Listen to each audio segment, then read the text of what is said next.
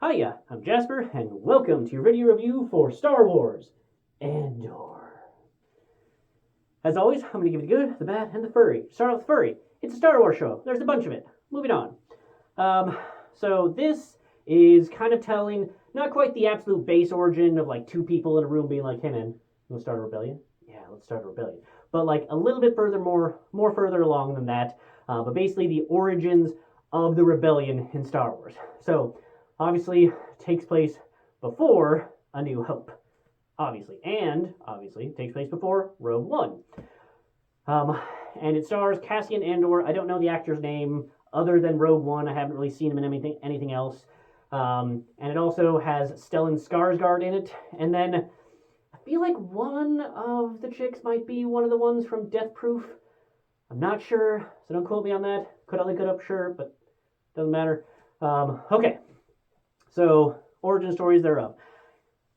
So, to give you some context on my opinions of this show, let me tell you about some of my opinions of the other Star Wars shows. I really like Pedro Pascal, who plays the Mandalorian. I did not really care for The Mandalorian or Book of Origins Boba Fett because it was very episode of the week, like problem of the week, just a little ridiculous. Now, I didn't absolutely hate it, but I think I didn't, it was like, okay, I mean, and then everybody else was just like, yes, oh god, yes, it's so good, and it just made me not like it as much, even more.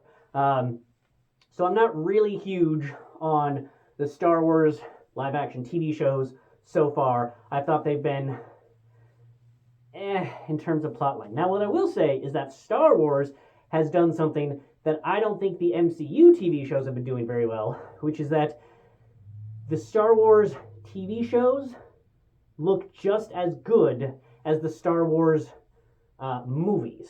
So it doesn't feel like they skipped on budget. It doesn't feel like that they were like, oh, well, let's shoot this in a smaller area, or like have shittier CGI, or just change things around, or maybe not have the world feel as lived in because that's too expensive. It feels like they had the same budgetary and like quality of environment and CGI and whatnot concerns for the TV shows that they do for the live action movies. And I think that really shows, and I think that was really good. And that's for all of the shows. So Boba Fett, Mandalorian, and this one.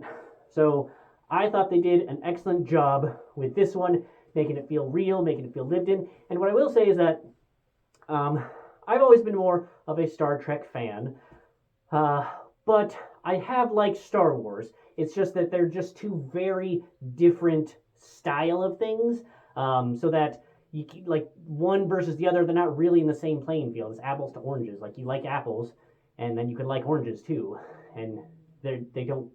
You know, you're not going to make an orange pie, but you're going to make an apple pie. So it's that type of thing.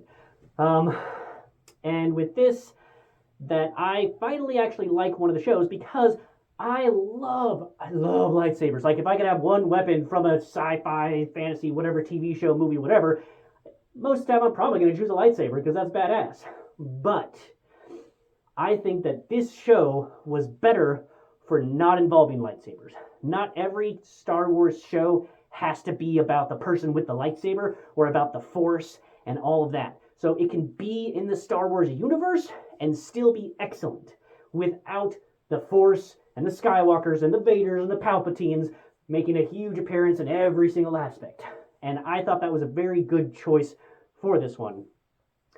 And I really highly recommend it. Now, I don't highly recommend the other ones. I think that if you like the Star Wars realm, sure, and, you know, like I said, popular opinion is that those other live-action Star Wars shows have been good. They're not my cup of tea, but this one is absolutely excellent, and it's kind of sad that I've heard it's not getting as much attention because just, I don't know, Star Wars fatigue or what, but this show is the show to watch out of the Star Wars TV show live-action realm. The music is excellent. The story beats are fantastic. The characters are all very different, but in a way that, like, they're not just trying to be different to be different. It's showing the different, like, some different aspects of society, but they're not just, like, setting it up for a sequel or a sideshow. At least it didn't feel that way. Maybe they are. They probably were, but it didn't feel that way, which is the important part. So they have the different worlds, the different characters, and they all felt unique. And, you know, I might not remember everybody's name, other than, you know, Cassian Andor, but the characters, and I could see what they were doing, and I was like, oh yes, I know this character every time, you know, that person was on screen, because they had enough of a unique look to them.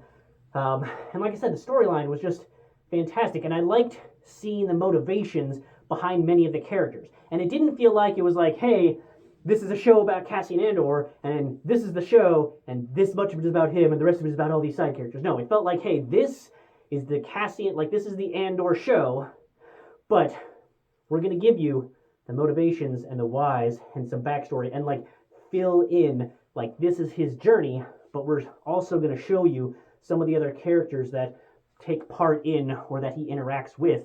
And it's not like I'm probably describing it badly. It's not like every time they're like, he walks up to a new character, hey, Jim, and then now we're going to have a 5-minute backstory on Jim. It's not like that. It's much better edited than that. Don't worry about that part. It flows nicely, is what I'm getting at. So, yeah, I am looking forward to more of this show that I hope they make. I hope it gets enough traction that they make more of it. I haven't looked into it because I don't want to be disappointed if they're like, oh, I didn't get enough viewers, so no more next season.